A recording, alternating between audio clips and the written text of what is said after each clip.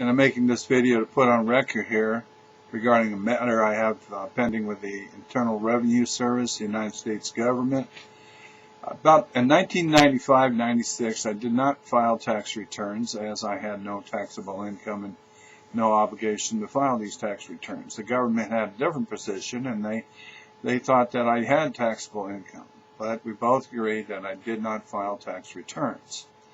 So back and forth, government correspondence, not answering my questions, not actually not being responsive, just coming at me saying you owe money. They tried to hit my bank accounts.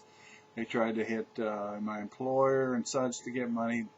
They never collected any money on this, but in 2008, they filed a lawsuit trying to get a judgment for $144,000 and to foreclose on my family home.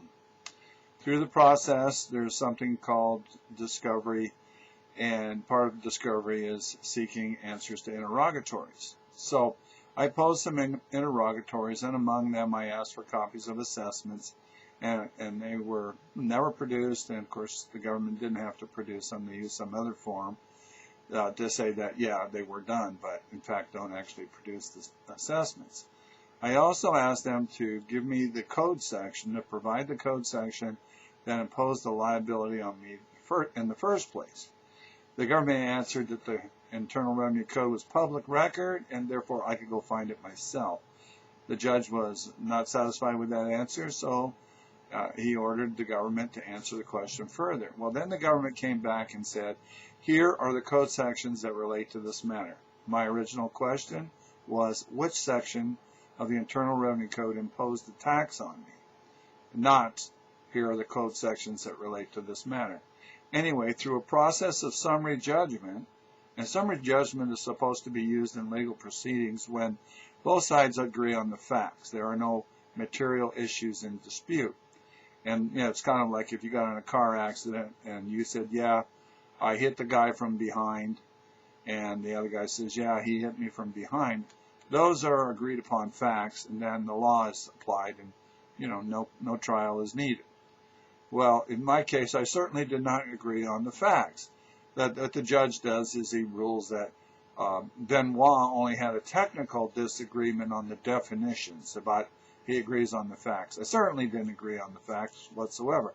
I didn't agree that I had taxable income, and that's you know, the gist of the matter. Anyway, so without trial, I lose. Summary judgment is awarded on behalf of the government. Well, lots of other things have happened in this process. It would probably take about 4 hours of taping to go through it all.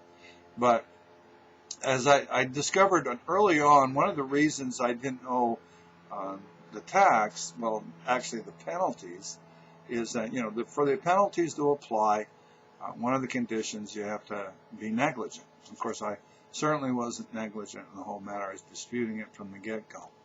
And so, you know, there's a disputed fact of whether or not a guy is negligent or not. I mean, the law is pretty specific on that. But more importantly, there's a penalty within this process that the IRS charged that is not something would be subject to some sort of interpretation. That's actually a fraudulent charge. There's a section in the Internal Revenue Code that makes it illegal well, actually I'll read it. That's the best way to cover that. Unlawful acts of revenue officers or agent. Any officer or employee of the United States acting in connection with any revenue law of the United States who is guilty of any extortion or willful oppression under color of law, or who knowingly demands other or greater sums than are allowed by law, shall be dismissed from office or discharged from employment, and upon conviction thereof shall be fined not more than $10,000 or imprisoned not more than 5 years. So what we know here is that it's against the law in the Internal Revenue Code to try to collect more money than or greater sums than are authorized by law.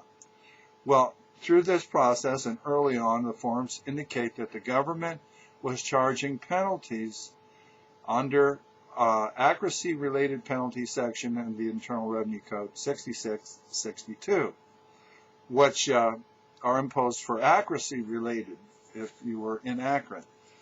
Now, this penalty does not apply to people who did not file a tax return. So it kind of makes sense. If you don't file a tax return,